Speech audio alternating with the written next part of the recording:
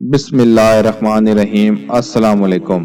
اے عاشقان اولیاء، حضرت خواجہ غریب نواز رحمۃ اللہ علیہ حافظ قرآن تھے۔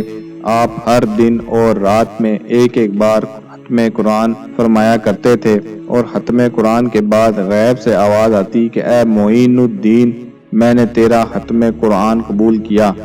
آپ رحمۃ اللہ علیہ فرماتے ہیں، جو شخص قرآن کریم کو دیکھتا ہے، اللہ پاک کے فضل و کرم سے اس کی بینائی یعنی دیکھنے کی طاقت زیادہ ہو جاتی ہے، اور اس کی آنکھ کبھی نہیں دکھتی اور نہ خشک ہوتی ہے۔ ایک مرتبہ ایک بزرگ مصلی یعنی جائے نماز پر بیٹھے ہوئے تھے اور سامنے قرآن پاک پڑا تھا۔ ایک نابینا نے آ کر عرض کی کہ میں نے بہت علاج کیے مگر آرام نہیں ہوا، اب آپ کے پاس آیا ہوں تاکہ میری آنکھیں ٹھیک ہو جائیں۔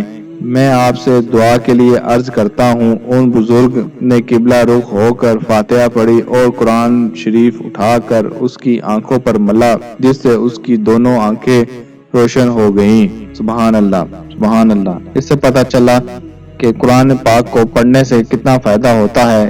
قرآن پاک پڑھنے سے دین و دنیا یعنی کہ دنیا اور آخرت میں بھی فائدہ ہوتا ہے۔ اللہ تعالی ہمیں قرآن پاک پڑھنے اور اس پر عمل کرنے کی توفیق عطا فرمائے۔ آمین ثم آمین۔